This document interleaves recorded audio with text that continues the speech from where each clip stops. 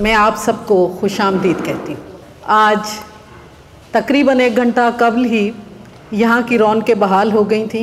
हम सब की मोहब्बतों पर भारी जनाब ज़फ़र इकबाल साहब की शख्सियत है कि वो नासाज़ी तबाह के बावजूद माशाअल्लाह हम सब के सामने जलवागर हैं। भरपूर तालियां होनी चाहिए। हम खुशकिस्मत हैं, हम ज़फ़र इकबाल के अहद में मौजूद हैं। मैं बड़ी मोहब्बत के साथ आज की तकरीब के मेहमान ख़ुसूसी जनाब असग़र नदीम सैयद साहब से भी मुल्तमिस हूँ तशरीफ़ ले आएँ। हमारी दूसरी मेहमान शख्सियत हमारे एडिशनल सेक्रेटरी कल्चर जनाब तारिक बसरा साहब भी तशरीफ़ लाया चाहते हैं। आज की तकरीब के मेज़बान मजलिस तरक्की अदब के सदरनशीन डायरेक्टर जनाब अब्बास ताबिश साहब भी तशरीफ़ फरमा हैं।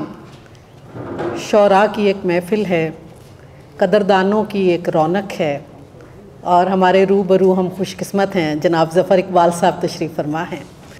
आज उनसे बातें भी होंगी, शेर भी सुनेंगे, जैसे उनका दिल करेगा, जो चाहेंगे वो हमें सुनाएंगे।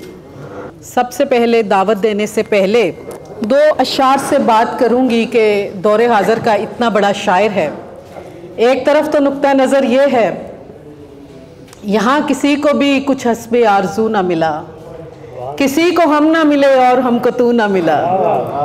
और शायर जब मौज में आता है तो ये भी कहता है, दूर नज़दीक कभी अपने सितारे भी हुए, हम किसी और के थे और तुम्हारे भी हुए। और क्या क्या ना शेर कह डाले। झूठ बोला है तो कायम भी रहो उस पर ज़फ़र, आदमी को साहिबे किरदार होना चाहिए। मुस्कुराते हुए मिलता हूँ किसी से जो ज़फ़र, साफ पहचान लिया जाता हूँ रोया हुआ मैं। अब के इस बज़्म में कुछ अपना पता भी देना, पाँव पर पाँव जो रखना तो दबा भी देना। हम तो नौजवान ही कहेंगे अपने ज़फ़र इकबाल साहब को। और हुस्न उसका उसी मुकाम पे है, ये मुसाफिर सफ़र नहीं करता। और ज़ाकरा थी कोई और खूब रुलाती थी ज़फ़र, मजलिसें पढ़ती हुई दिल के अज़ा खाने में। और क्या क्या शार ना कहे कि जब समंदर तेरी आवाज़ से भर जाता है, देर लगती है किनारे की तरफ आने में। और आसमां पर कोई तस्वीर बनाता हूँ ज़फ़र, कह रहे एक तरफ और लगे चारों तरफ। और रोक रखना था अभी और ये आवाज़ का रस, रोक रखना था अभी और ये आवाज़ का रस, बेच लेना था ये सौदा ज़रा महंगा करके। और ज़फ़र इकबाल साहब खुद गोया हुए। और दिल का ये दश्त अरसाए महशर लगा मुझे, मैं क्या बला हूँ रात बड़ा डर लगा मुझे। हाय हाय, क्या क्या शार हैं। सरकार तुमको देखें कि तुमसे बात करें। और वो अहमद मुश्ताक का भी शेर याद आ गया, ये पानी खामोशी से बह रहा है, इसे देखें कि इसमें डूब जाएं। मैं फरत जज्बात से अल्फाज का चुनाव नहीं वो कर पा रही जो मेरे दिल में मौजसन हैं। मैं सबसे पहले दौरे हाज़र के नहायत अहम और महबूब शायर जनाब अब्बास ताबिश साहब से मुल्तमिस हूँ कि वो जनाब ज़फ़र इकबाल साहब के हवाले से हमसे चंद बातें साझी करें। जनाब अब्बास ताबिश। बहुत शुक्रिया। सबसे पहले तो मैं शुक्रगुज़ार हूँ ज़फ़र इकबाल साहब का कि वो हमारी दावत पर यहाँ तशरीफ़ लाए। ज़फ़र साहब का मैं तकरीबन 4 दहाइयों से आया हूँ और वो होता है जो चलता रहता है। मैं गवर्नमेंट कॉलेज साहिवाल में फर्स्ट ईयर का स्टूडेंट था जब पहली बार मैंने 77 में ज़फ़र इकबाल साहब को वहाँ देखा। वहाँ तशरीफ़ लाते थे और वो एक न्याज़मंदी का सिलसिला उनसे जारी रसाई थी। तारिक बसरा साहब एडिशनल सेक्रेटरी कल्चर तशरीफ़ लाए हैं, उनसे दरख्वास्त तशरीफ ज़फ़र साहब एक अहद का नाम है और साहिब अहद होना आसान काम नहीं होता। ये साहिब अहद हैं और 60 की दहाई से 21वीं सदी की 30वीं दहाई तक बड़े शायर हैं। किसी भी शायर को, किसी भी फ़नून लतीफ़ा के आदमी को अगर कोई एक दहाई भी मिल जाए, एक दहाई में 2-4 साल भी वो मकाम मिल जाए, तो मैं समझता हूँ ये बड़ी गनीमत होता है।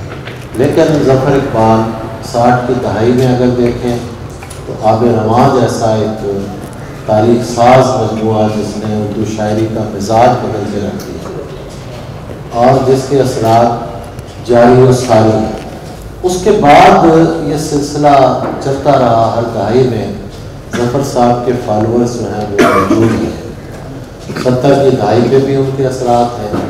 लेकिन मैं समझता हूँ, और शायद इसमें मेरी खुदगर्जी भी शामिल है, कि ज़फ़र इक़बाल को जितना आइडियलाइज 80 की दहाई ने किया वो एक तारीख का हिस्सा है।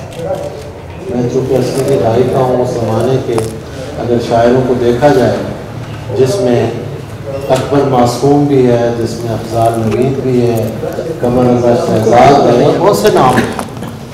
तो हम लोगों का आइडियल जो था वो ज़फ़र इक़बाल था। और आब रवां के बाद 80 की दहाई में जो मजमूआ शाया हुआ गुबार आलूद समतों का सुराग, मुझे ये एजाज़ हासिल है कि मैं ताहिर असलम गोरा के कहने पर पुकारा गया। मैंने दरख्वास्त की कि हज़ूर बड़ा अरसा हो गया, आब रवां के बाद ऐब ज़ियां छपा था, गुल आफ्ताब, और अब मजमूआ ताज़ा आना चाहिए। तो ज़फ़र साहब की मोहब्बत के उन्होंने शरफ़ कबूलियत बख्शा मेरी दरख्वास्त को, और वो मजमूआ जो है वो शाया हुआ। और यकीन कीजिए कि वैसे तो इनका हर मजमूआ जो है उसने अपने असरात मुरक्कब किए, लेकिन आब रवां के बाद मैं समझता हूँ कि 80 की दहाई पर जो सबसे ज़्यादा असरात मुरक्कब हुए वो गुबार आलूद समतों का सुराग। तो अल्लाह ने सलामत रखे, मैं लंबी बात नहीं करना चाहता। बातें इनके हवाले से मैं करता रहता हूँ, मुझे करने का शौक़ भी है कि जब आपका आइडियल बैठा हो तो आप कोशिश करते हैं कि अपनी मोहब्बत बढ़ा चढ़ा कर जताएं, शायद उन्हें यकीन आता है।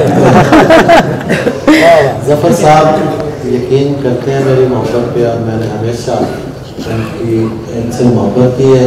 अल्लाह इन्हें सेहत और सलामती से रखे।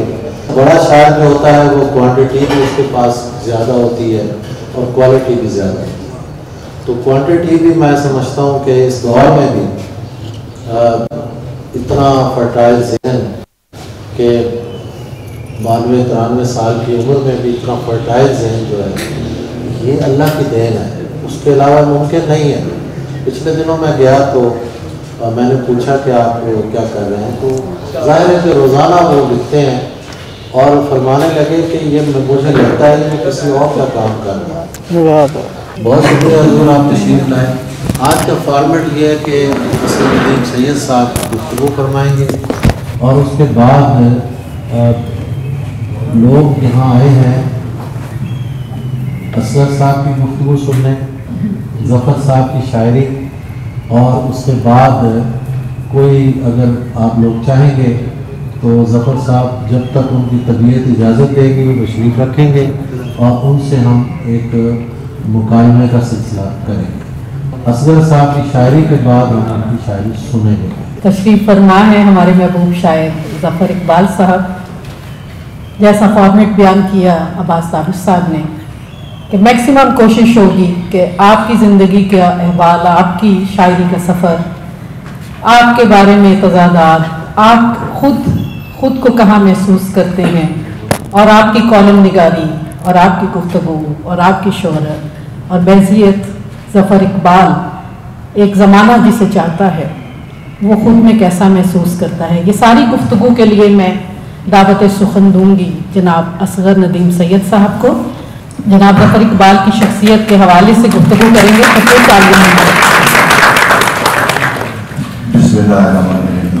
ये मोहब्बत जिस दिन शुरू हुई थी इस 2023 में ये 1973 था, 73। और सिर्फ ये बताना इसलिए मकसूद है कि जो जिनसे आप मोहब्बत करते हैं तो वो गैर मशरूत होती है और वो उसका सफ़र इतना ही होना चाहिए, इतना ही लंबा होना चाहिए। तो जो असीर हम हुए थे, कॉलेज का ज़माना था, और जैसा कि अब्बास ताबिश ने बहुत अच्छे तरीके से उनका सारा सफ़र गुल आफ्ताब से और रत्बो याबिस और आब रवां और अहद ज़िया और जिस तरह से आगे आता है, हम तालिब इल्म, आप सोचें उस वक्त की यूनिवर्सिटीज़ ये नहीं थी। उस वक्त की यूनिवर्सिटीज़ अदब से आबाद थीं और मुशायरों से आबाद थीं, और बैनुल कुलियाती मुशायरों में, जिस मुशायरे में मैंने पहली शिरकत की एमए में, उसका तरा मिसरा भी ज़फ़र साहब का था। तो हम तो असीर मतलब इतने पुराने, लेकिन मैं जो पहली मुलाकात है, हालांकि ये मेरा मकाम नहीं कि मैं यहाँ बैठ के अपनी बातें करूँगा, मैं करूँगा भी नहीं, लेकिन जिस एजाज़ से मैं अब तक संवरा रहा हूँ वो बताना ज़रूरी है। 50 साल पहले एक दोपहर मैं अपने कॉलेज से, मैं लेक्चरर हो गया था और मेरी उस वक्त उम्र 23 साल थी, 23 ईयर्स। मैं घर मोटरसाइकिल पे आया तो मेरी वालदा ने बताया कि इमरोज़ से मसूद अशर ने चपरासी भेजा है। उसने बताया कि ज़फ़र इकबाल आए हुए हैं और वो तुम्हें याद कर रहे हैं। मेरे लिए ये अजीब लम्हा था। 5 मिनट के फासले पर इमरोज़ का ऑफिस, जहां मसूद अशर बैठते थे, और उन्हीं के यहाँ ज़फ़र साहब ने पहली बार वहाँ आए। तो मैं फ़ौरन भागा, पहुँचा तो मसूद अशर ने कहा वो अभी अभी गए हैं और इस वक्त वो तेज़ गाम के ज़रिए से वापस उकाड़ा जा रहे हैं, तो शायद ट्रेन मिल जाए। मुल्तान की बात, मुल्तान की, वहीं से सफ़र शुरू हुआ। अब मैंने मोटरसाइकिल भगाई जाके, वो भी 5 मिनट पे था, रेलवे स्टेशन। देखा सामने गाड़ी खड़ी है और तैयार है और प्लेटफॉर्म खाली है, बस गाड़ी चलने वाली है। मैंने सोचा मैं कैसे इनको वहां से निकालूं, होंगे तो अंदर। तो मेरे दिमाग ने काम किया कि गाड़ी के पिछले डब्बे से चढ़ो और पूरी गाड़ी में से गुजरो तो कहीं तो होंगे। उस वक्त भी ट्रेन के डब्बे जुड़े हुए होते थे, तो मैं आखिरी से चला तो कुछ चौथा 5वां डब्बा होगा। ज़फ़र साहब बैठे थे उधर, उसने सीटी मारी। मैंने कहा ज़फ़र साहब बस आइए, मैं आपको शाम की ट्रेन से बिठा दूंगा। फ़ौरन उतर आए, मोटरसाइकिल पे बैठे और फिर मैं इन्हें ले गया अपने घर, होटल, और होटल में हमने खाना वाना खाया और सारी बातें हुई। तो ये मेरी बेताबी मैं सिर्फ आपको बताना चाहता था और कुछ नहीं। तो उसके बाद से ये सफ़र मुझे याद है, जब मैंने पहली बार मुल्तान कॉन्फ्रेंस की तो वो 73-4-5 होगा। आफ्ताब इकबाल इनके साथ आए। जब मैंने इनको दावत दी तो आफ्ताब इकबाल को ये साथ, वो 3 साल का था, 3-4 साल का था, और वो अभी भी याद करता है कि मैं आया था। खैर, ये बातें तो ठीक है, वो चलेंगी, चलती रहेंगी। मैं सिर्फ आपको ये बताना था कि देखें, जब कशिश होती है, जब कोई पहली बार किसी इतने बड़े शायर को मिलना चाहता है, तो फिर ये सब इज़्तिराब होना ज़रूरी है। बाकी रह गई बात कि जो इतना तवील सफ़र उन्होंने गज़ल के साथ तय किया है, तो वो काबिल रश्क और नाकाबिल फरामोश है, क्योंकि आज भी दिन तक जो गज़ल उन्होंने कही होगी उसी तरह ताज़ा है जो पहले दिन उन्होंने लिखी होगी।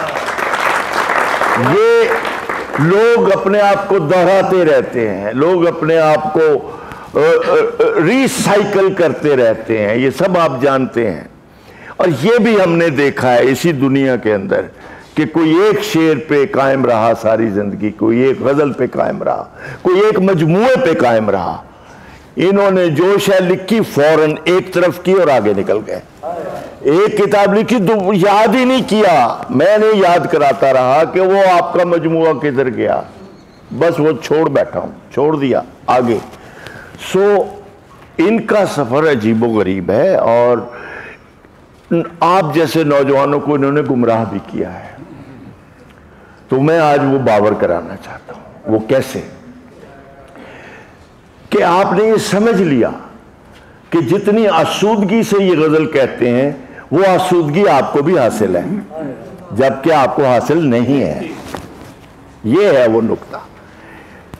इनको हासिल इसलिए थी कि इन्होंने गजल की आर्ट फॉर्म को पूरी तरह पर्सोनिफाई कर लिया था, अपने अंदर ले गए थे और उसके साथ चोलें की, उसके साथ उन्होंने मजाक भी किया, धमा चौकड़ी भी मचाई। पढ़े जरा रतबो याबिस, क्या धमा चौकड़ी है उसमें। पढ़े जरा गुल आफ्ताब, क्या छेड़छाड़ है। माशूक के साथ भी ऐसी छेड़ कोई नहीं करता जो इन्होंने गजल के साथ की हुई है। तो ये आसूदगियां ऐसे हासिल नहीं होती। रांझा रांझा कर दी मैं आपे रांझा हुई, तो गजल गजल करके गजल हो चुके हैं। तो इसलिए इन तक पहुंचने के लिए बहुत बहुत सफर करना पड़ता है और पड़ेगा। बाकी रही उनकी गजल के बारे में नकाद नहीं हूं और मैं उस तरह से और इनकी गजल नकाद के लिए है भी नहीं, इनकी गजल रचाओ के लिए है, महसूस करने के लिए है, कैफ के लिए है, अपने लिए है। अब आप ये देखें, जो शख्स गजल में अपना ही दुश्मन बन के आ जाए, अपनी जिद्दें क्रिएट कर ले, अपना ही मुकाबला करना शुरू कर दे और ऐसा मुकालमा करे जिंदगी के साथ, ऐसा मुकालमा जिसमें सियासत, समाज, फलसफा, आर्ट सब कुछ आ जाए, ये कोई मामूली काम नहीं होता। कि जो मुकालमा, ये सारा मुकालमा है, उनकी गजल एक मुकालमा है और वो मुकालमा उनके अपने साथ भी है, जमाने के साथ भी, खास तौर पर जमाने के साथ। जमाने के जितने मुनाफिकाना रवैये हैं सब के सब कहीं ना कहीं रिफ्लेक्ट हो रहे हैं। कहीं वो अपने आप को खुद पेश कर रहे हैं उसके सामने, कहीं वो दुनिया को चैलेंज कर रहे हैं। तो ये एक इतनी बड़ी तहजीबी तारीख है जो बज़ाहिर नहीं लगती कि उनकी गजल में है, क्योंकि उन्होंने कोई नारा नहीं लगाया, क्योंकि उन्होंने कोई सरनामा नहीं लगाया अपनी गजल के ऊपर कि ये इस तरह की गजल है। वो बज़ाहिर दिखाई नहीं देगी कि भाई तहजीब में होता क्या क्या। हम लफ्ज तो बोल देते हैं मगर तहजीब में शामिल बहुत सारी चीजें हैं। जमाने हैं, जमाने के असालीब है, जमाने का फलसफा है, जमाने की सोच है, जमाने के तमाम वो पैकर हैं जो जमालियाती भी हो सकते हैं, वो फनी भी हो सकते हैं। तो बेशुमार उनकी गजल में पैंतरेबाजी है। तो ये पैंतरा मैं पॉजिटिव मानों में कह रहा हूं कि वो एक जगह आके फिर वहां से स्लिप करते हैं, किसी और जगह निकल जाते हैं।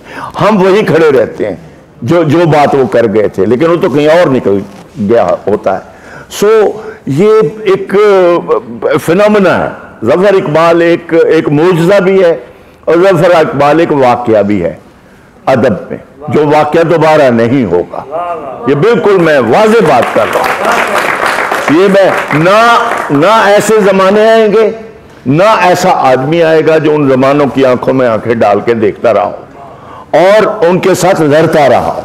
तो ये कोई इतना आसान अहद का बंदा नहीं है ये।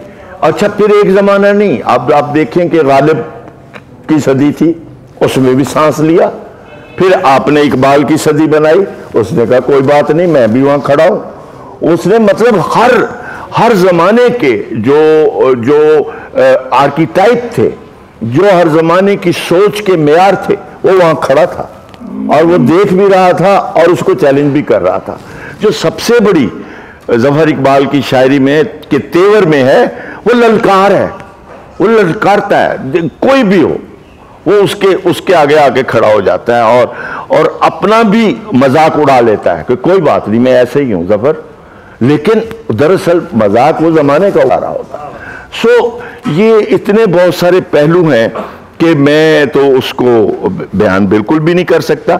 मेरे से मोहब्बत हमेशा ये करते रहे हैं और हमेशा कहते हैं तू आके बोल, तू आके बोल। ये मेरे लिए एक बड़ा एजाज़ है। मैं समझता हूँ कि शमसुर रहमान फारूकी ने जो बात की थी वो बाद में उन्होंने वजाहत कर दी। दरअसल वो जिस लहजे से उन्होंने, उनका मकसद ये था, हम भी कोई अफरात व तफरीत करने के हक में मैं भी नहीं हूँ कि किसी के ओहदे को चैलेंज किया जाए, गालिब को चैलेंज कर दिया जाए। यगाना ने किया था तो बड़ा कुछ किया था सबने, तो वो अपनी जगह पर तारीख है, हम उसमें नहीं जाते।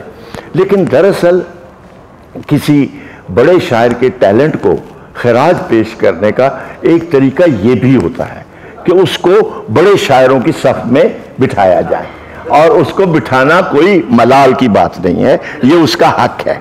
तो फारूकी साहब हमारे भी दोस्त थे, मेरे बड़े अच्छे दोस्त थे, मेरी उनसे कई बार बात हुई, और बल्कि इस पे मैं कोई चिढ़ के बात नहीं की। मैंने कहा आपने ठीक बात की है, तो कहने लगे नहीं तुम ठीक समझो। दरअसल मैं यही चाहता था कि एक बड़े तजर्बे वाला शायर होता है, बड़ी देर तक चलता है, शायर थक जाते हैं, आपको सबको पता है, कुछ देर चल के थक जाते हैं और फिर वो वहीं आ जाते हैं जहां से चले थे। तो उसने कहा ये शख्स थकेगा नहीं। शमसुर रहमान फारूकी की मेरी गुफ्तगू है, उसका ये थकेगा नहीं, इस वजह से मैं ये बात कर गया हूं। और इसके अंदर एक अजमत की तमाम वो पहलू मौजूद हैं कि अगर कोई नक्काद उसको अलग अलग सुर्खियां देना चाहे तो दे सकता है, लेकिन मैं चूंकि इसके हक में नहीं हूं सुर्खियां देने के, मैं तो एक मजमूई जो एक एहसास है, एक शायरी का दायरा है, तो उस दायरे की बात करूंगा। तो वो दायरा बहुत वसी है, कम से कम एक सदी गुजरी तो ये दूसरी सदी में दाखिल हो रहा है। तो ये होता है ट्रांसेंड करना। अजीम अदब वही होता है जो अपने अहद को भी ट्रांसेंड कर जाए, हर जमाने के लिए हो, हर जमाने को। अब आप ये देखें कि मैं अपनी बात मुख्तसर करता हूं, खत्म करता हूं, क्योंकि मुझे भी सुनना है उनको, सीधी बात है। बहुत बड़ा तजर्बा होता है ज़फ़र इकबाल को सुनना। गवर्नमेंट कॉलेज में मैं हमेशा मिन्नतें करके इनको घर से लेके जाता था कि आपके बगैर, क्योंकि इनका कॉलेज है, गवर्नमेंट कॉलेज लाहौर इन्हीं का है, तो मैंने कहा आपके कॉलेज का मुशायरा आपके बगैर मुकम्मल नहीं हो सकता। तो ज़ाहिर है शफकत करते थे, आते थे, सब तालिब इल्मों में बैठते थे। सो आप ये देखिए कि इस वक्त गज़ल का जो रिवाइवल है उसके पीछे ये खड़ा है, ये मानना पड़ेगा। हमने गजल को बहुत कहा, जॉन एलिया बिस्मिल्लाह, बिल्कुल हमारे बड़े बड़े हैं, वो भी ठीक है, हम कोई वो नहीं कर रहा, मैं उनका भी बहुत एहतराम है उनका भी। लेकिन बीच में एक वक्त आया था जिसमें नज्म ने बहुत ज्यादा फासला तय किया, और नज्म ने बहुत अनोखे मौजूआत और बहुत अनोखे ख्यालात और बहुत ऐसी अनकही बातों को वो लेके आई नज्म, और उसने अपना दायरा बनाया और उसका इम्पैक्ट रहा। और लेकिन फिर देखा कि फिर गजल ने दोबारा कम से कम इस खित्ते में, और इवन इंडिया को भी मैं शामिल करता हूँ, वो कोई ऐसा अनोखा खित्ता नहीं है, हम उससे बहुत आगे हैं गजल में और बाकी चीज़ों में भी, अदब में, तो वो तो कोई ऐसी बात नहीं। सो गजल ने दोबारा किस तरीके से किया कि आज हर नौजवान, किसी से मैं बात करूं कि नज्म लिखना है, वो कहते नहीं गजल। और गजल की मकबूलियत हमेशा तब होगी जब उस अहद में बड़ा गजल गो होगा, तो वो उसकी वजह से वो मकबूलियत जो है वो फैलती है खुशबू की तरह। तो ये आप सबका एजाज़ है कि आप अपने उस्ताद के साथ बैठे हैं कि जिनका इतना बड़ा दायरा है। तो मैं बस अपनी गुफ्तगू ये शुक्रिया के साथ मुकम्मल करता हूँ कि आप सबका शुक्रिया कि आप आए और शरीक हुए, मेरी मोहब्बत आपके साथ ही इनके साथ है। तो अब हम आगे चलेंगे।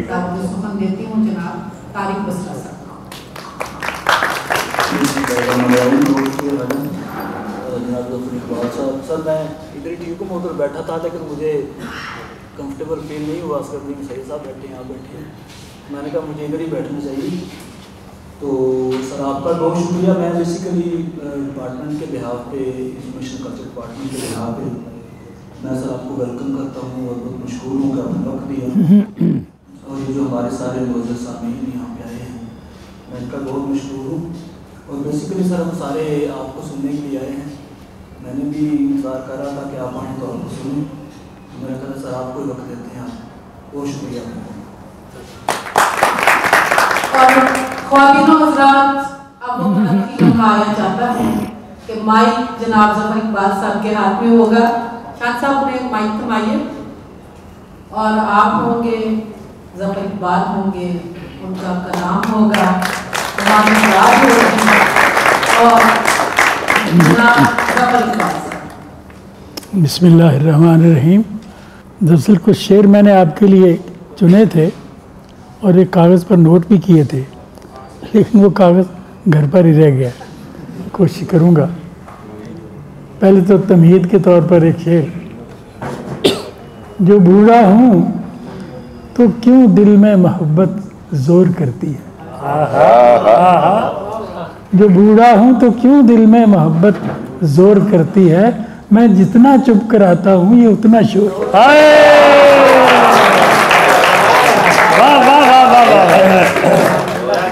सर जी, जो बूढ़ा हूँ तो क्यों दिल में मोहब्बत जोर करती है। मैं जितना चुप कराता हूँ ये उतना शोर करती है। एक मतलब यूँ भी होता है कि यकदम कोई अच्छा लग जाए। यूँ भी हो सकता है यकदम कोई अच्छा लग जाए, बात कुछ भी ना हो और दिल में तमाशा लग जाए। यूँ भी हो सकता है यकदम कोई अच्छा लग जाए, बात कुछ भी ना हो और दिल में तमाशा लग जाए। तुझसे कोई फिलहाल तलब है न तमन्ना। तुझसे कोई फिलहाल तलब है न तमन्ना। इस शहर में जैसे तेरा होना ही बहुत है।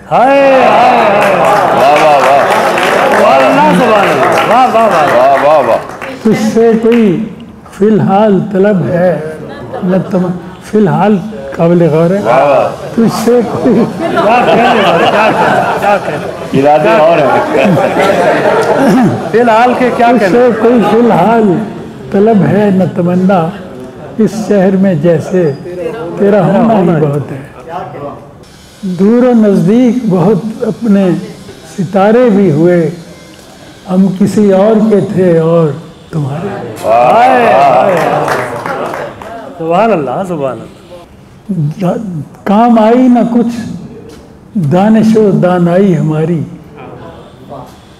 काम आई न कुछ दानिशो दानाई हमारी। हारी है तेरे झूठ से सच्चाई। सच्चाई हमारी। काम आई न कुछ दानिशो दानाई हमारी। हारी है तेरे झूठ से सच्चाई हमारी। और यूं है कि यहाँ नामो निशान तक नहीं तेरा और तुझसे भरी रहती है तन्हाई।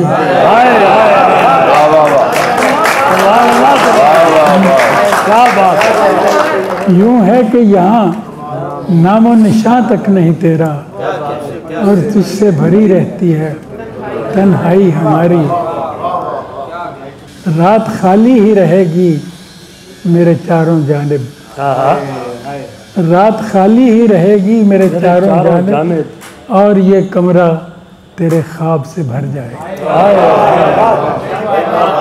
रात खाली ही रहेगी मेरे चारों जानिब और ये कमरा तेरे ख्वाब से भर जाएगा। और चार सू फैलती खुशबू की हिफाजत करना इतना आसान भी नहीं तुझसे मोहब्बत। चार सू फैलती खुशबू की हिफाजत करना इतना आसान भी नहीं तुझसे मोहब्बत करना। कौन था वो जो रहा अपने शबो रोज में गुम। कौन था वो जो रहा अपने शबो रोज में गुम। मर गए जिसके मुंडेरों पे कबूतर मेरे। कौन था वो जो रहा अपने शबो रोज में गुम। मर गए जिसकी मुंडेरों पे कबूतर मेरे। और किसी के दिल में जगह मिल गई है थोड़ी सी, किसी के दिल में जगह मिल गई है थोड़ी सी, सो कुछ दिनों से ज़फ़र गोशागीर हो गए। वाह वाह वाह।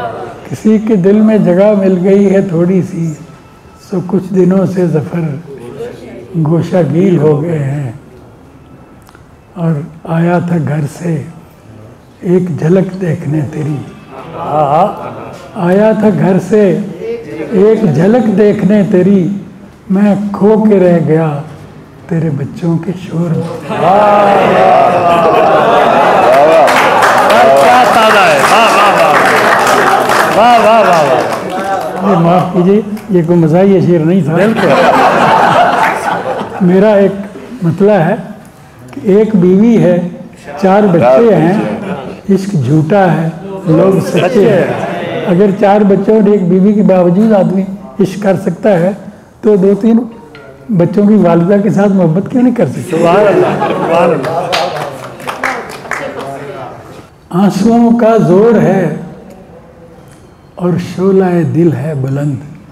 हाँ, आंसुओं का जोर है और शोलाए दिल है बुलंद, जल रहा है ये दिया बरसात में रखा हुआ। हाय हाय। आंसुओं का जोर है और शोलाए दिल है बुलंद, जल रहा है ये दिया बरसात में रखा हुआ। और सोफे बेदार का एक पसंदीदा शेर, लम्स की गर्मी कहाँ से आई थी इसमें ज़फ़र, लम्स की गर्मी कहाँ से आई थी इसमें ज़फ़र, ये अगर वो खुद नहीं था, ये अगर आवाज़ थी। हाय हाय हाय। सर मुझे आपके सारे शेर पसंद हैं। ये अगर वो खुद नहीं था, ये अगर आवाज़ थी। आवाज़ पर ही एक और शेर है,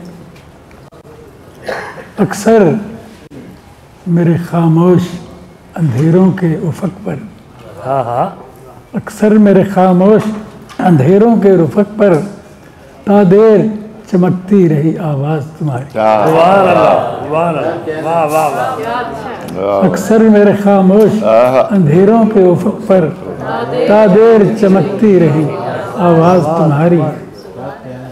वो 2 शेर में जो सुना रहा था आपको, उसका दूसरा शेर, पहला तो था ना कि आंसुओं का शोर है और शोला दिल है बुलंद, जल रहा है ये दिया बरसात में रखा हुआ, और पाँव फैलाता हूँ चादर देख कर मैं भी ज़फ़र, पाँव फैलाता हूँ चादर देख कर मैं भी ज़फ़र, कुछ मुझे उसने भी है औकात में रखा हुआ।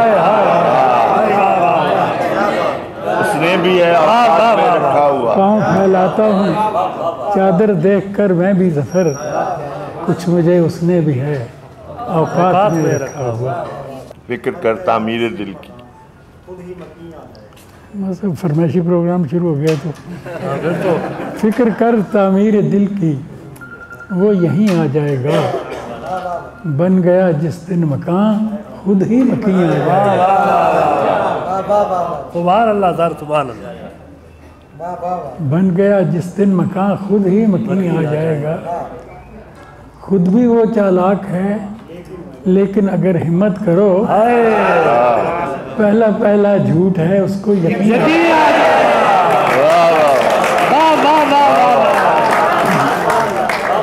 वाह वाह। खुद भी वो चालाक है, लेकिन अगर हिम्मत करो, पहला पहला झूठ है उसको यकीन आ जाएगा। सुभान अल्लाह, सुभान अल्लाह। हमसे मिल लेने का मतलब ये नहीं होगा कि अब हर कोई उसको बुला ले, हर कहीं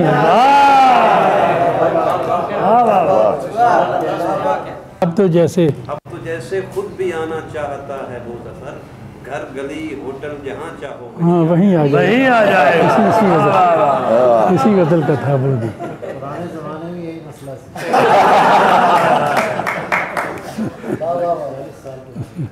तुमने तो रिहा कर दिया था खुद हमें, लेकिन तुमने तो रिहा कर दिया था खुद हमें, लेकिन हम साथ लिए फिरते हैं जंजीर तुम्हारी।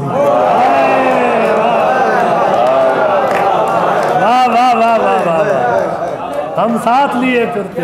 तुमने तो रिहा कर दिया था खुद हमें, लेकिन हम साथ लिए फिरते जंजीर तुम्हारी। खुद को तरतीब दिया आखिरकार असर नौ। जिंदगी में तेरा इनकार बहुत काम आया।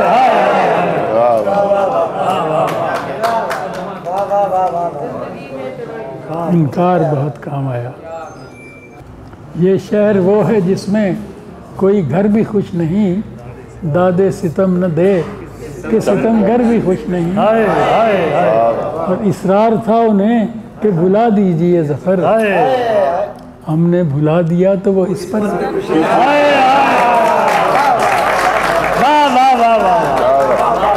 सुभान अल्लाह, सुभान अल्लाह। शुबा सा रहता है ये ज़िंदगी है भी कि नहीं, कोई था भी कि नहीं था, कोई है भी कि नहीं। सुभान अल्लाह। और दिल ने खुद पहली मोहब्बत को सबूताज किया, दूसरी के लिए और दूसरी है भी कि नहीं। दिल ने खुद पहली मोहब्बत को सबूताज किया, दूसरी के लिए और दूसरी है भी कि नहीं। और शायरी और तरह की इसे कहते हो ज़फ़र, मैं परेशान हूँ कि ये शायरी है भी कि नहीं। लफ्ज़ पत्तों की तरह उड़ने लगे चारों तरफ। सुभान अल्लाह। क्या हवा चलती रही आज मेरे चारों तरफ। हैं ही ऐसे कि फ़कत मुझको नज़र आते हैं, एक ही दूसरे में उलझे हुए चारों तरफ। और पहले तो एक तरफ बैठ गया वो आकर, और फिर एक तरफ उसने किए चारों तरफ। सुभान अल्लाह, सुभान अल्लाह। यार भरपूर तालियां। फिर पहले तो एक तरफ बैठ गया वो आकर, और फिर एक तरफ उसने किए चारों तरफ। और अतराफ की अब फिक्र उसे क्या होगी, साथ ही साथ जो फिरता है लिए चारों तरफ। भाई वाह वाह वाह। और आसमां पर कोई तस्वीर बनाता हूँ कि रहे एक तरफ और लगे चारों तरफ। वाह वाह वाह वाह। फासिलों ही फासिलों में जान से हारा ज़फ़र, फासिलों ही फासिलों में जान से हारा ज़फ़र। इश्क था लाहौरिये को एक मुल्तानी के साथ।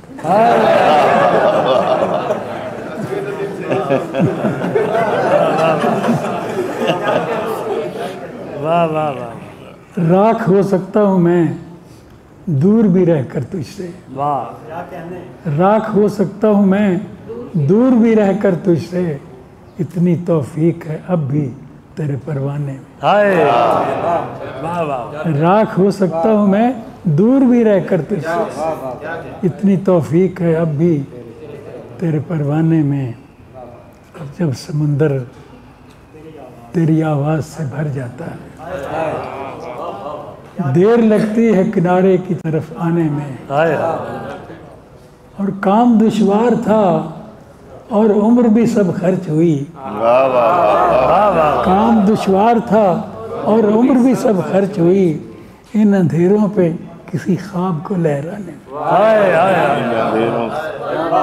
काम दुश्वार था और उम्र भी सब खर्च हुई, इन अंधेरों पे किसी ख्वाब को लहराने में। और जाकिरा थी कोई और खूब रुलाती थी, मजलिसें पढ़ती हुई दिल के आज़ाद में। वाह वाह वाह। जाकिरा थी कोई और खूब रुलाती थी ज़फ़र, मजलिसें पढ़ती हुई दिल के अज़ा खाने में। एक शायर में हुआ ज़ाहिर ज़माने भर का इज्ज़, एक शायर में हुआ ज़ाहिर ज़माने भर का इज्ज़, तमकनत सारे जहाँ की एक उस्तानी में है।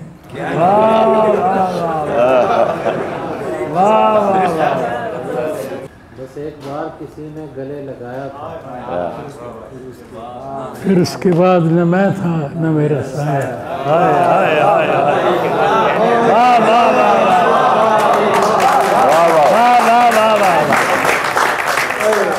अच्छा, एक अजीब बात, एक वाक़या छोटा सा इसके साथ है कि मैं सोया हुआ था उकाड़े में अपने घर, हमारे करीब ही सिंधी माला था एक, उसमें से एक मुअज्जिन सुबह उसने माइक खड़काया और बोला कि बस एक बार किसी ने गले लगाया था। फिर उसके बाद और उसने ठीक कहा कि एक इसका वो पहलू भी है कि जब रसूल का साया नहीं था। सुभान अल्लाह, भरपूर तालियां यार, क्या खूबसूरत नुक्ता है। फिर पढ़ दीजिए सर। मतलब फिर पढ़ दीजिए, क्या बात है। बस एक बार किसी ने गले लगाया था, फिर उसके बाद न मैं था न मेरा साया था। वो मुझसे अपना पता पूछने को आ निकले कि जिनसे मैंने खुद अपना सुराग पाया था। क्या कहने, गली में लोग भी थे मेरे उसके दुश्मन लोग, वो सब पे हंसता हुआ मेरे दिल में। हाय हाय वाह वाह वाह।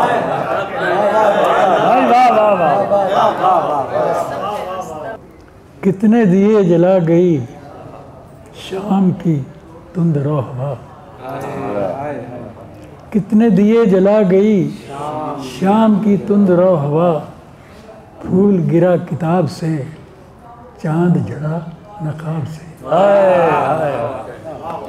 कितने दिए जला गई शाम की तुंद हवा, फूल गिरा किताब से चांद झड़ा नकाब से।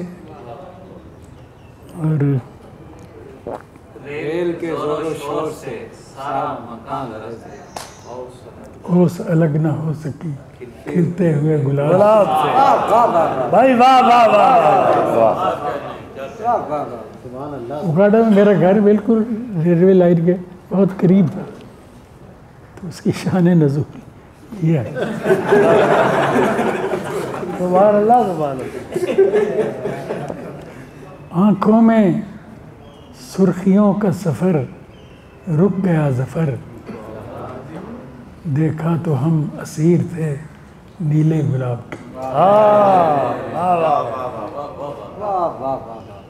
नशा था टुंड मुंड दरख्तों के आर पार, थे उसके शॉर्ट कोट पे छींटे शराब के। कॉलेज से उसको काम बहुत था मिला हुआ, मैंने भी कुछ सवाल निकाले हिसाब से।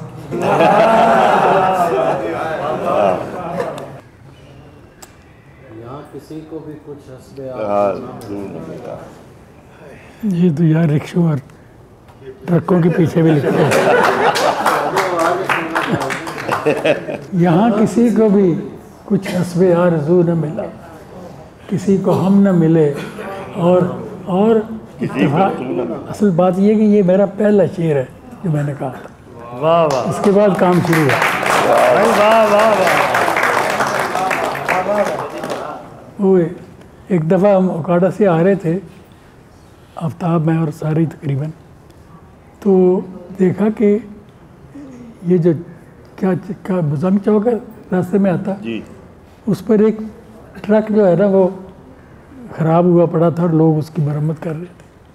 तो आफ्ताब कहने लगा, और उसके पीछे ये शेर लिखा हुआ था, तो आफ्ताब कहने लगा ये ट्रक आपके शेर की वजह से ख़राब हो गया।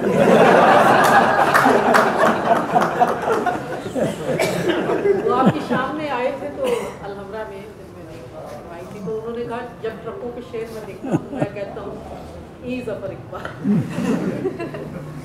इस शेर से सिर्फ नौजवान ही नहीं, ट्रक भी खराब हो गया। हमारे गांव में एक टीचर थे नूर अहमद अंजुम कुरैशी, शायर भी थे वो। तो कच्ची जमात में हम जब थे तो वो तख्ती पर पूरने बना कर लिया करते थे पेंसिल से, अलिफ बे पे थे, और हम फिर कलम से उन पर लिखते थे। फिर उन्हें लफ्ज़ लिखने शुरू कर दिए, उसके बाद उन्होंने शेर लिखने शुरू कर दिया, आमतौर से अल्लामा इकबाल के शेर। और शेर चूँकि हम लिखते थे तो साथ साथ पढ़ते भी थे, तो पढ़ते पढ़ते तबीयत मौजूद हो गई मेरी।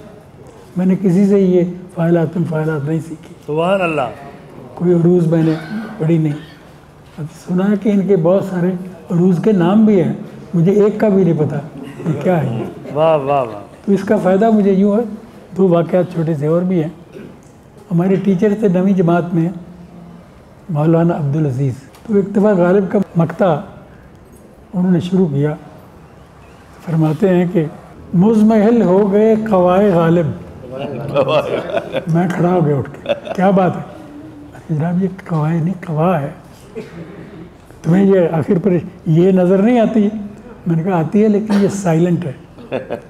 तो बैठ जाओ। मैं कहा नहीं जनाब ये जो ये है आपने बताई है, इससे शेर बेवज़न हो गया, तुम्हें क्या पता वज़न क्या होता है, बैठ जाओ।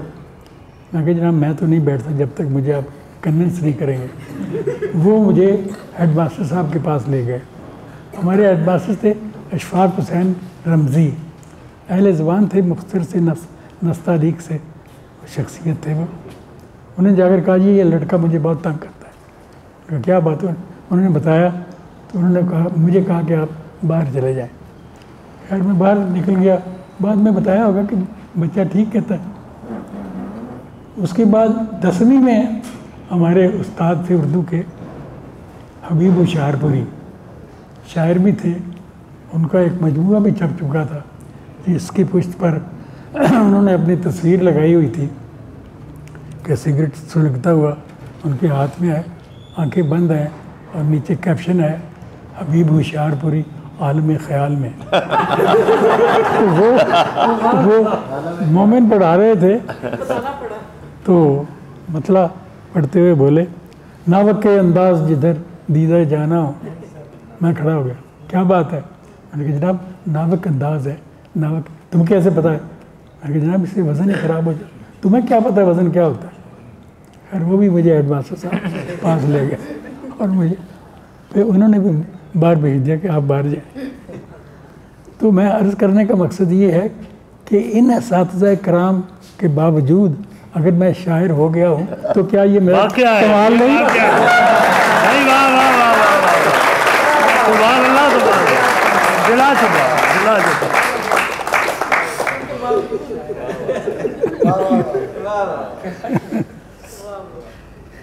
और ना मेरा कोई उस्ताद है ना शागिर्द है। अच्छा वो नूर अंजम कुरैशी साहब से बताया था ना, अलवे जिनसे सीखी थी, वो लाहौर में आ गए, मैं वो भी लाहौर में आ गया। उनका मजमूआ छपा जो नज़्में गज़लें, मुझे भी उन्होंने भेजा।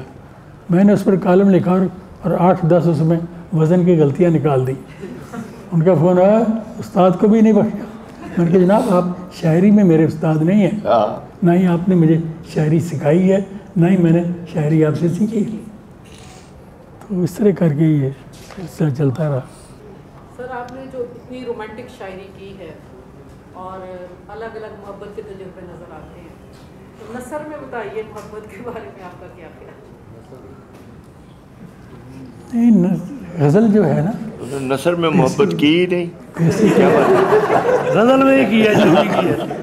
मतलब ये है कि शायरी से तो पता चल गया, अब जरा अपनी शायरी से तो पता चल गया, अब हकीकी ज़िंदगी इतराफ़ करें। नहीं मैंने शायरी में ही इतने एतराफ़ात कर दिए कि नसर में जाने की ज़रूरत ही नहीं। अच्छा गवर्नमेंट कॉलेज लाहौर की तालिब इल्मी के वाक़यात, उस वक्त कौन उस्ताद थे आपके साथ, कौन आपके क्लास फेलोज थे, वो क्या माहौल था? क़य्यूम नज़र साहब हमारे उस्ताद थे, उर्दू पढ़ाते थे। तो उन्हीं दिनों इंडिया में एक मुशायरा हुआ तो मेरी गज़लें भी रावी में छपती थी। उन्होंने कहा तुम भी चलो। मैंने कहा जी मैं तो कभी मुशायरे में गया नहीं चलो तुम। फिर मुझे साथ ले गए, वो वहाँ मुशायरा मैंने पढ़ा, वापस आ गए। उसके अलावा उस्ताद को थे, भट्टी साहब थे, इस तरह करके मुझे याद नहीं है। अलबत्ता फ़ारसी के उस्ताद थे। हाँ 1 साल मैं FC कॉलेज में भी पढ़ा हूँ, फर्स्ट ईयर में। वहाँ फोलियो उनका मैगज़ीन था जिसमें मेरा एक फ़ारसी कथा छाया हुआ जो उर्दू शायरी से भी पहले का था कि दिल, मुझे याद है दिल शिकस्ता सलाम मी गोयद, ज़ारो खस्ता सलाम मी गोयद, दस्तो पायश बेबस्तियों रफ्ती, दस्त बस्ता सलामी। वाह वाह वाह वाह, क्या कहने, वाह वाह वाह। इकबाल साहब थे हमारे फारसी के टीचर वहाँ पर। पंजाबी शायरी भी मैंने बहुत की है, बल्कि मेरा कुलियात छप चुका है, 3 किताबें उसमें, 2 गज़लों के मजमूए हैं, 2 कुकड़ के 2 गज़लों के मजमूए हैं, 1 नज़मों का है। भुट्टो साहब के वक्त के कुछ शायर जो हम डिसल्यूजन हुए थे ना, एल्जाम है आपने हाँ पूरा। एल्जाम है, 2-3 शेर याद है मुझे। सानू चाहिदी बेई न सजियो यार, बेई न सजियो यार, हुण रिजदी रहन दे कजियो यार, कई मुनसफी ते कई जजियो यार, तैथों एक भी छुट्टी ना बजियो यार। खब्बी मार के सानू विलाए होई, हुण मारदा पिया सजियो यार। वाह वाह। पुठी सोच ने ख्वार खराब किया, कई तक जनाब दी वजियो यार। वाह वाह वाह। एक छोटी सी नज़्म है, वो सुनाता हूँ। उसका उन्वान है कुतर। कुतर एक छोटी सी होती है, जूं तो नहीं होती, लेकिन छोटी सी होती है। वो कपड़ों में अगर कहीं से दाखिल हो जाए तो बहुत तंग करती है, दिखाई भी नहीं देती। उसका उन्वान है कुतर। पता ही नहीं सू लगन दिता, कपड़े अंदर वड़ी हुई कोई कुतर सी। पता ही नहीं सू लगन दिता, कपड़े अंदर वड़ी हुई कोई कुतर सी। सारियां लामा उस दियां सन, पूरब सी किते पश्चिम सी, किते दखन सी, किते उत्तर सी। मतलब दी कोई गल करो ते ठा ठा करके हस छड़दी, कोई एडी सूर दी पुत्र सी। हाय हाय।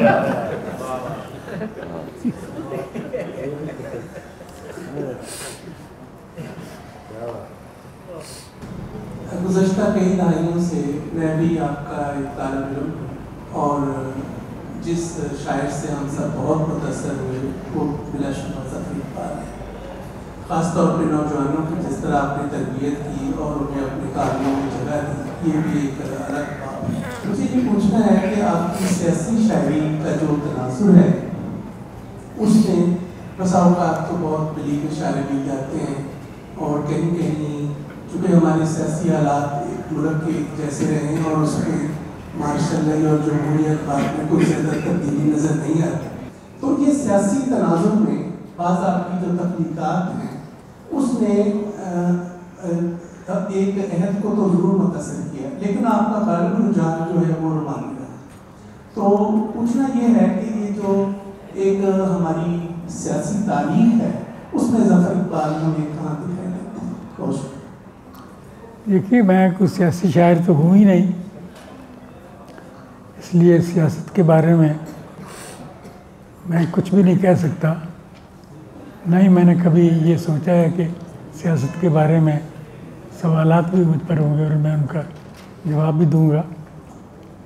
और सियासी शायरी जो सियासत बदलती है, सियासी हालात बदलते हैं, तो उनका असर शायर पर भी होता है और उसके बारे में वो उसे कुछ कहना पड़ता है तो कह भी देता है, अगर उसमें जुर्रत और हिम्मत हो तो। अच्छा, अपने हमअसर शोरा के बारे में ख्यालात कोई डिस्ट्रीब्यूट हमअसर शोरा जो हैं मेरे बहुत अच्छे हैं, बहुत अच्छी, बहुत उम्दा शायरी कर रहे हैं। बल्कि मेरा एक शेर भी है, शायर जो भी यहाँ पर झूठे सच्चे हैं, सारे के सारे ही मुझसे अच्छे हैं। तो नए शायर जो हैं हर अहद में अच्छी शायरी होती रही है। जिस अहद की शायरी हो रही हो उससे पिछले अहद की शायरी से वो आगे होती है और बेहतर होती है। तो ये एक कुदरती एक इर्तिका है गज़ल का ख़ास तौर पर, और ये जारी है सारी। सर, आप देखा है कि आप नए शायरों के हवाले से उनकी कोई किताब आती है, आपका अक्सर कॉलम आता है। जी, मैं भी खुशकिस्मतों में हूँ, मेरे पे भी एक कॉलम आया जी।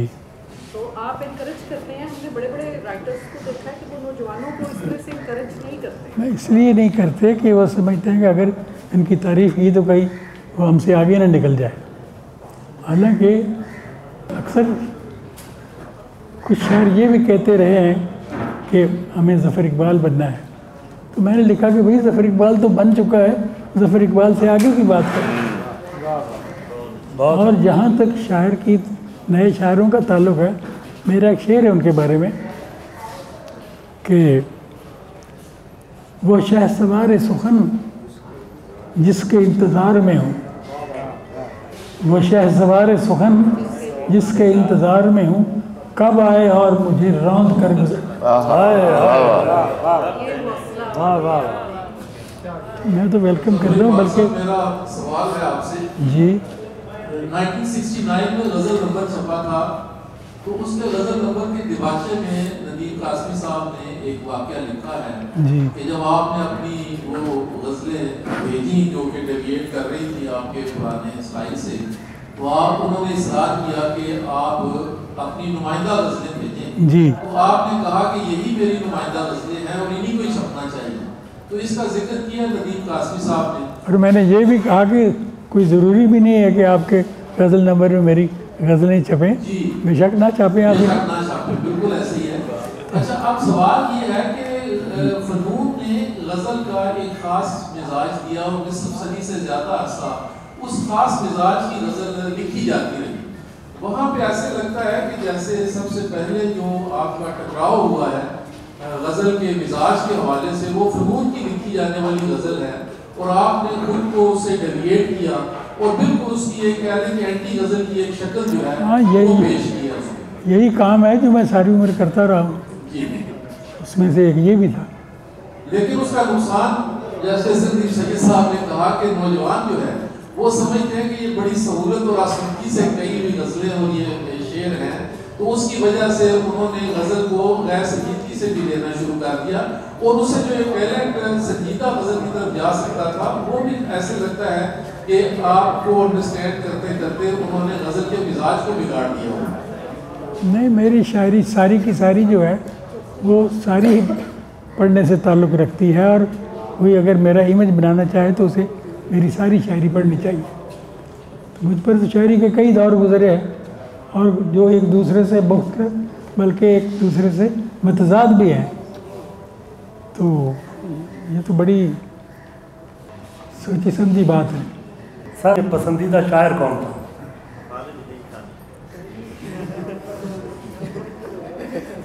मैं नहीं समझता कि मेरा नौजवानी में कोई पसंदीदा शायर था। मैंने ये तय किया था कि मैंने अगर शेर कहना है, वो मैं पहले बता चुका हूँ कि शुरू से जब मैं पढ़ता था स्कूल में, तो कुलियात मीर और मुरक्का चुगताई जो था दीवान गालिब वाला, वो मैंने ख़रीदे और सरसरी पढ़ भी गया। फिर मैंने सोचा कि अगर मैंने शेर कहने हैं तो ये जिन जो है ये मेरे सर पर अगर सवार रहे तो मैं शेर कह चुका। चुनांचे कुलियात मीर मैंने अपने दोस्त असरार जैदी को दे दिया और मुरक्का चुगताई कोई वैसे उठा के ले गया और मैंने खुदा का शुक्र अदा किया।